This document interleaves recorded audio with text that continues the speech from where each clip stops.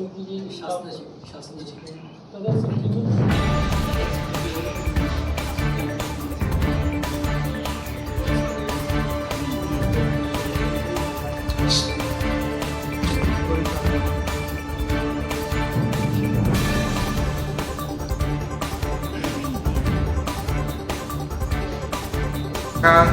चौकशी समितीच्या सभापतीपदी माझी जी निवड केली त्याबद्दल माझ्यावर विश्वास टाकल्याबद्दल सभागृहाचे आदरणीय नाईक साहेबांचे मी मनपूर्वक आभार मानतो. काही लोकांना निश्चित असं वाटत होतं की नगररचना, अभियांत्रिकी आणि आरोग्य वगळून इतर कामकाज, मग याच्यापेक्षा इतर काहीच नाही, अख्खं बजेट तर तिकडंच जात आहे. परंतु खऱ्या अर्थाने नवी मुंबई शहर ज्याच्यावर चालतं आहे, मेंटेन राहतं आहे, त्या सगळ्या कामकाजाची चौकशी करण्याची समिती ही समिती आहे. मग त्याच्यामध्ये प्रॉपर्टी टॅक्स असेल, शिक्षण असेल, घनकचरा असेल, उद्यान असेल, ही सगळी कामं ह्या सगळ्या डिपार्टमेंटचं चौकशी अहवाल आपल्याला तो करायचा आणि तो 100% निपक्षपातीपणे जर कोणी करू शकत असेल तर सुधाकर या ठिकाणी निश्चितपणे ह्या विषयाला न्याय देऊ शकतो. ह्या भावनेतनंच कदाचित माझी नेमणूक या ठिकाणी नाईक साहेबांनी केलेली आहे.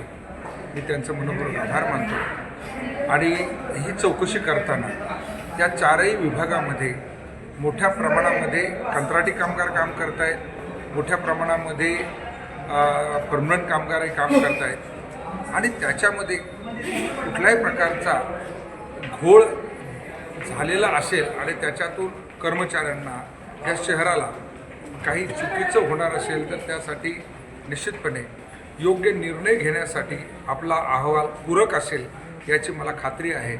आणि आपण अशा प्रकारचा निपक्षपाती अशा प्रकारचा अहवाल सभागृहाला लवकरच देऊ आणि त्याच्यातून जे काही दूध का दूध पानी का पानी हे सगळ्यांच्या समोर येईल. ये सर सभी जांचें जो हैं कितने दिनों तक पूरी हो सकती हैं? कोई टाइमलाइन आपको दिया गया है क्या कि इतने दिनों में ये सब जांच सामने लाई जाए ताकि इसके लिए याच्यासाठी काही वेळ दिलेला नाही, वेळेचं बंधन नाही आहे.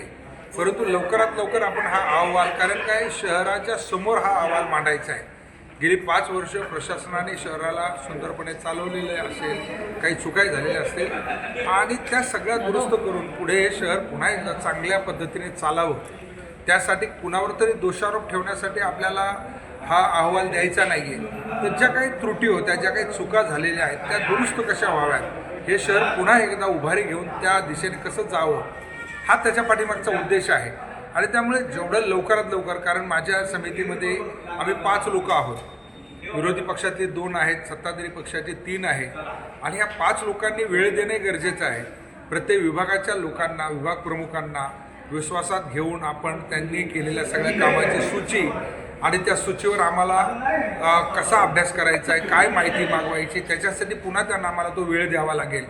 आणि तो वेळ दिल्यानंतर त्या ठिकाणी त्या विभागाचे जे प्रमुख असतील ते पुन्हा एकदा आमच्यासमोर तो अहवाल तसा सादर करतील आणि मग त्याच्यावरने आमची जी काही समिती आहे ती समिती आमचा पाहणी अहवाल, आमचं जे मत आहे ते मांडून अहवाल सभागृहाच्या पुढे जाईल.